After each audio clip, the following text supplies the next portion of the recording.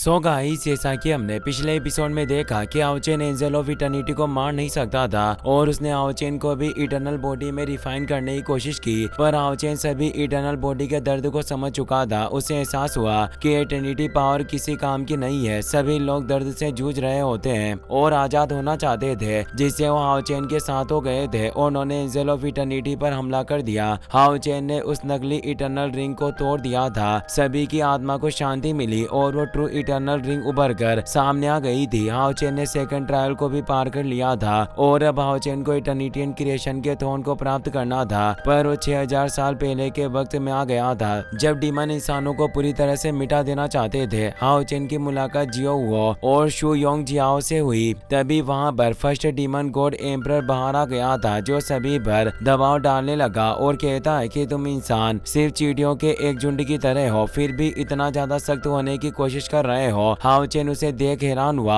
और उसे अपने डैड जिंगयू की बात याद आई जब उन्होंने उन सभी को 6000 साल पहले की कहानी बताई कि पहला डीमन गॉड एम्परर बार ने 72 डीमन गॉड का नेतृत्व किया। वो इंसानों को मिटाना चाहता था। उन्होंने काफी इंसानों को मार डाला और इंसानों की आखिरी डिफेंस लाइन होली सिटी में पहुंच गए थे। वो सभी डीमन अपने डीमन पिलर के साथ आए थे और ये वक्त था जब मानवता एक गंभीर संकट में थी और ये वो सबसे बड़ी चुनौती थी जिसका मानवता ने उस वक्त सामना किया था। सारे 72 डीमन पिलर वहां उतर आए और मानव जाति जीवन और मौत के बीच कगार पर थी। हाओचेन सोचता है कि पुरानी कथाओं के अनुसार कोई भी इस डीमन गॉड बार को नहीं हरा सकता था, पर फिर आसमान से एक व्यक्ति प्रकट हुआ जिसने सभी को बचाया था और वो इटर्निटियन क्रिएशन थ्रोन की पावर थी। डीमन गॉड बार कहता है कि आज तुम सभी यही मरने वाले हो और एक विशालकाय फायर बॉल से उन पर हमला करने लगता है। इस फायर बॉल में इतनी शक्ति थी कि पूरी जगह हिल रही थी और इंसान इतने कमजोर थे कि वो उठ भी नहीं पा रहे थे। इंसानों की आंखों में खौफ साफ नजर आ रहा था, पर उन्हें विश्वास नहीं हो रहा था कि उनका आज अंत हो जाएगा। वो जियो कहते हैं कि हम इस तरह कायरता के साथ कभी भी नहीं मर सकते और वो उस फायर बॉल पर अटैक करने बढ़े। शू योंग जियाओ भी तेजी से आगे बढ़ी। हाओचेन को कुछ समझ नहीं आ रहा था, पर डीमन के खिलाफ लड़ना ही उसका कर्तव्य था और वो अपनी स्वॉर्ड निकालकर दोनों सीनियर के साथ उस फायर बॉल को रोकने के लिए आगे बढ़ा। डीमन गॉड कहता है कि भले ही सारी मानवता एकजुट हो जाए, पर तुम बच नहीं सकते और उस फायर बॉल को उनके ऊपर गिरा देता है। जियो वो, हाओचेन और शू योंग जियाओ तीनों उस फायर बॉल को रोकने की कोशिश कर रहे थे। एक काफी तेज एक्सप्लोजन हुआ। हाओचेन की आंखों के आगे अंधेरा छा गया। उसे एक आवाज आई। हाओचेन ने जब आंख खोली तो डिवाइन थ्रोन ऑफ इटर्निटियन क्रिएशन का स्पेस था, पर हाओचेन को यह जगह पहले से काफी अलग लगती है। हाओचेन समझ गया कि यह असली इटर्निटियन क्रिएशन थ्रोन की पावर है। तभी सामने थ्रोन पर बैठा हुआ गॉड कहता है कि हजारों साल हो गए, पर आज तक कोई भी मनुष्य मेरे सामने खड़ा नहीं हो पाया। हाओचेन को उसके ऑरा से ही महसूस हो रहा था कि वो कोई आम आदमी नहीं है। वो सोचने लगा कि सिर्फ इनके बोलने से ही ऐसा लग रहा है जैसे मैं सब कुछ समझ पा रहा हूँ। और वो कहता है कि आप इस दुनिया के रचयिता भगवान हो। गॉड ने कोई जवाब नहीं दिया, पर साफ जाहिर था कि उनके चेहरे पर मौजूद तेज और पावर से वाकई वो इस डोंगवा वर्ल्ड के गॉड हैं। वो कहते हैं कि आज तक मेरे सिंहासन की इस सारी शक्ति को कोई भी उठा नहीं पाया, इसीलिए मैंने इसे 5 भागों में विभाजित किया, जो वही क्रिस्टल थे जो उन्होंने सेकंड ट्रायल के बोनस के तौर पर उसे दिए थे, और यही तुम्हारा फाइनल ट्रायल होगा। तुम इन 5 क्रिस्टल के टेस्ट से गुजरना होगा। इसका इस थ्रोन की सत्ता से कोई संबंध नहीं है, बस ये केवल तुम्हारे साहस के चुनाव के बारे में है। और इस फाइनल ट्रायल का नाम बिटवीन नाइट एंड डॉन यानी सुबह और रात के बीच था। हाओचेन जोश के साथ एक गहरी सांस लेता है और वो अपने इस आखिरी पड़ाव के लिए भी आगे बढ़ा। वो 5 क्रिस्टल अलग अलग एनर्जी को रिप्रेजेंट करते थे। सबसे पहले रेड क्रिस्टल हाओचेन के ऊपर तेज दबाव डालने लगा। गॉड बताते हैं कि यह पहला क्रिस्टल जीवन की चेतना से उत्पन्न होता है और इससे अंतहीन संघर्ष के साथ पैदा हुई डेथ पावर मिलती है। हाओचेन फर्स्ट डेथ क्रिस्टल को आसानी से पार कर लेता है, क्योंकि वो पहले से ही लाखों बार डेथ की सिचुएशन से गुजर चुका था। और अब दूसरा क्रिस्टल विजडम यानी बुद्धि के जन्म से उत्पन्न होता था। हाओचेन को याद आता है कि वो हमेशा आगे बढ़ता रहा, क्योंकि खोज के बिना जीवन थम जाता है। तीसरा क्रिस्टल टेस्ट एस्टेब्लिश्ड ऑर्डर से उत्पन्न होता है, जिसमें अपनी बॉडी को पीड़ा देने वाले दर्द को सहन करना पड़ा। हाओचेन कहता है कि मैं 10,000 पीढ़ियों तक इस दर्द को सहन करने को तैयार हूँ, अगर मैं मानवता की नियति को बदल सकता हूँ। जब तक मैं उन डीमंस पर विजय प्राप्त नहीं कर लेता। वो इस दर्द से नीचे झुक गया था, पर एक नए जोश के साथ वो वापस उठ खड़ा हुआ और आगे बढ़ने लगा। पर चौथे क्रिस्टल टेस्ट में वो भेड़ियों से बन चुका था। ये टेस्ट उसके करुणा का था, जिसमें आत्म बंधन से जुड़ी हुई भेड़ियों का दर्द था। उसे एहसास हुआ कि मैं अपने दोस्तों को कभी मरते हुए नहीं देख सकता, इसीलिए उसने हर बार अपने दोस्तों को बचाने के लिए इन भेड़ियों को तोड़ने का दर्द सहा। क्योंकि जब वो फैंटेसी पैराडाइज में अपनी टीम के साथ गया था तब उसके काफी सारे साथी मारे गए थे, पर हाओ चेन ने उन्हें बचाया था और फेंग जियो से भी फाइट करते हुए भी उसने अपनी सोल चेन को तोड़ दिया था। और ये वक्त सबूत था कि हाओ चेन अपने दोस्तों की कितनी परवाह करता है। और अब पांचवा क्रिस्टल टेस्ट दुख और भय का था। हाओ चेन कहता है कि मैं कायरता की कीमत समझता हूँ। उस वक्त जब शेनिन ने उसके लिए अपने हार्ट की कुर्बानी दी थी तो उस वक्त से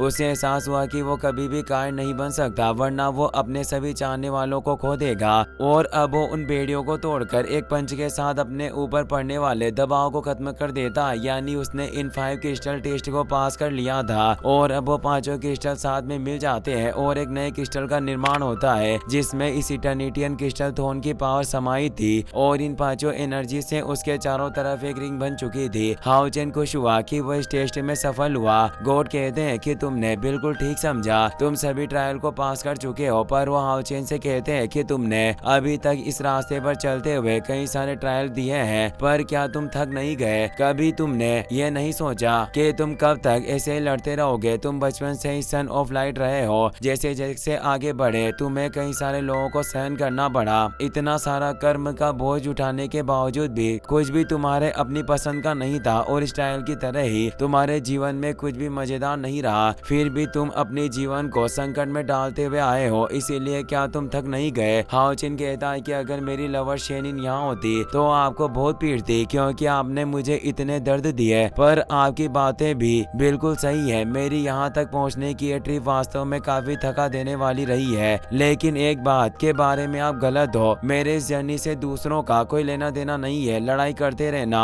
लोगों को बचाना मेरी अपनी पसंद है। मुझे नाइट बनना काफी पसंद है। हर बार जब मैं एक नाइट के तौर पर अपनी छाती पर हाथ रखता हूँ तो मैं अपने दिल की धड़कन को जोर से महसूस कर पाता हूँ। मुझे एहसास होता है कि मेरा शरीर जुनून से जल रहा है। यह एहसास मुझे विश्वास दिलाता है कि इस यात्रा में सब कुछ मेरी अपनी पसंद का रहा है, क्योंकि मैं एक नाइट बनने के लिए पैदा हुआ और मेरा एक जलता हुआ दिल है जो सदैव दूसरों की हिफाजत के लिए धड़कता रहेगा। गॉड उसमें एक नए सवेरे के सूरज को उगते हुए देखते हैं। उन्हें एहसास हो रहा था कि यही मानवता के लिए एक नई सुबह लेकर आएगा। और अब वापस से हाओ चेन उस 6000 साल पहले के वक्त में पहुंच गया था जब वो फायरबॉल उनकी तरफ बढ़ रही थी। पर अब हाओ चेन के पास उन 5 मर्ज क्रिस्टल मौजूद था और उसके अंदर से तेज एनर्जी रिलीज हो रही थी, जिससे उसने उस फायरबॉल को रोक लिया था। सभी इंसान हैरान थे। हाओ चेन कहता है कि आप लोग चिंता ना करें, मानवता कभी भी नष्ट नहीं होगी। आप सभी ने जितने भी प्रयास किए हैं वो कभी व्यर्थ नहीं होंगे। पीढ़ी दर पीढ़ी हम अपने विश्वासों को कायम रखते हुए डीमंस के खिलाफ लड़ाई जारी रखेंगे और हम अपने इस अपमान को धो डालेंगे कि हम कमजोर हैं और अपने उन सभी खोए हुए एरिया को वापस प्राप्त कर लेंगे जिस पर डीमन ने कब्जा कर लिया। और एक वक्त आएगा जब हम इन डीमंस को अपनी इस मातृभूमि से पूरी तरीके से भगा देंगे। और वो उस क्रिस्टल को एक्टिवेट करता है जिससे पूरे आसमान में एक गोल्डन एनर्जी फैल गई जो उस फायरबॉल को नष्ट कर देती है। डीमन गॉड बहुत हैरान हुआ कि आखिर ये किस तरह की पावर है जिससे उसका वो फायरबॉल पूरी तरह से बिखर चुका था। सभी इंसान भी हैरान थे और अब उस 5 क्रिस्टल से एक तेज एनर्जी एक्टिवेट हो गई थी जिसकी तरफ हाओ चेन आगे बढ़ रहा होता है। पत्थरों से आगे लगातार सीढ़ियां बनती जा रही थी और उस लाइट एनर्जी से अब इटर्निटियन क्रिएशन थ्रोन एक्टिवेट हो जाता है। ऐसी महाशक्ति को देख सभी चकित रह गए थे। हाओ चेन के चेहरे पर एक अलग ही चमक थी। वो कहता है कि मैं एंडलेस एरा की इच्छा को सहन करूंगा और इस समस्त सृष्टि की डिवाइन पावर का इस्तेमाल करूंगा और एक नई दुनिया बनाऊंगा। और अब उस डिवाइन थ्रोन पर बैठ जाता है। आसमान में अब गोल्डन एनर्जी फैलने लग गई थी जिससे डीमन गॉड पर भी दबाव पड़ने लग गया था। कोई भी कुछ समझ नहीं पा रहा था कि आखिर हो क्या रहा है। हाओ चेन की एनर्जी इतनी बढ़ चुकी थी कि उसकी आंखें खुलने से ही डीमन गॉड पर तेज एनर्जी फैल गई। Demon god bore void cray को एक्टिवेट करके heaven defying demon forest arm को एक्टिवेट कर लेता है जिससे एक जायंट क्लो बाहर आ जाता है। डीमन गॉड कहता है कि आखिर तुम ऐसे क्रिटिकल मोमेंट पर आए हो। हाओ चेन कहता है कि कोई फर्क नहीं पड़ता, आज तुम्हारा अंत होने वाला है। और वो अपने डिवाइन थ्रोन की एनर्जी से तेज अटैक करता है जिससे हेवन क्लो नष्ट हो जाता है और ये एनर्जी डीमन गॉड बार पर डायरेक्ट पड़ रही थी जिसका वो सामना नहीं कर पा गया था और काफी सारी चट्टानों से टकराकर नीचे जमीन में धंस जाता है। इतना तेज एक्सप्लोजन होता है जो काफी दूर तक फैल गया था। सभी इंसान खुश हो रहे थे कि डीमन गॉड बार को खदेड़ दिया गया। ये लड़का 9 लेवल के पीक पर है। जियो हुआ भी हाओ चेन की पावर देख हैरान थे और कहते हैं कि जिस पावर का इस्तेमाल कर रहा है वो काफी पवित्र और शक्तिशाली है। ऐसा लगता है कि यह लड़का इस दुनिया का नहीं है और ये कहीं और से हमें बचाने आया है। असैसिन शू योंग जियाओ कहती है कि इसने अपना नाम लोंग हाओ चेन बताया। ये नाम मैं हमेशा याद रखूंगी। इसी के साथ ये एपिसोड यहीं पर खत्म हो जाता है। वीडियो पसंद आया हो तो अपने दोस्तों के साथ शेयर करना, साथ ही इस वीडियो को लाइक और चैनल को सब्सक्राइब करने के लिए आपका तहे दिल से शुक्रिया। Thanks for watching.